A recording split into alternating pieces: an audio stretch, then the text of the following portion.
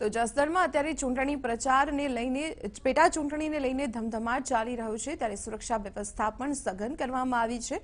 જસદણના દ્રશ્યો અમે આપને બતાવી રહ્યા છીએ કે જસદણમાં પ્રવેશતા તમામ માર્ગો ઉપર અત્યારે સઘન સુરક્ષા બંદોબસ્ત જોવા મળી રહ્યો છે। જેટલા પણ વાહનો જસદણમાં પ્રવેશ કરી રહ્યા છે કે જસદણથી બહાર નીકળી રહ્યા છે તેની સઘન તપાસ કરવામાં આવી રહી છે, ગાડીઓની ચેકિંગ કરવામાં આવી રહી છે અને જસદણમાં પ્રવેશ કરનાર લોકોની પણ પૂછપરછ કરાઈ રહી છે।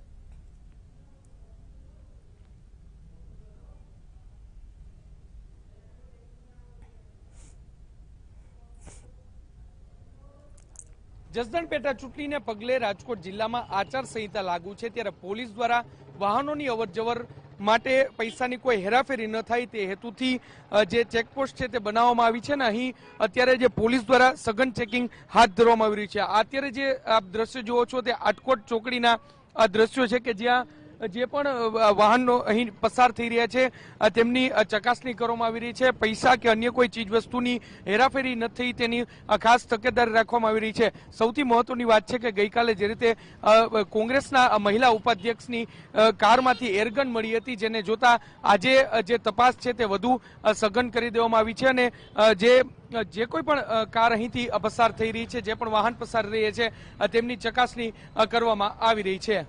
કેમેરા પર્સન ભાવેશ લશ્કરી સાથે મોહિત ભટ્ટ, TV9 આટકોટ।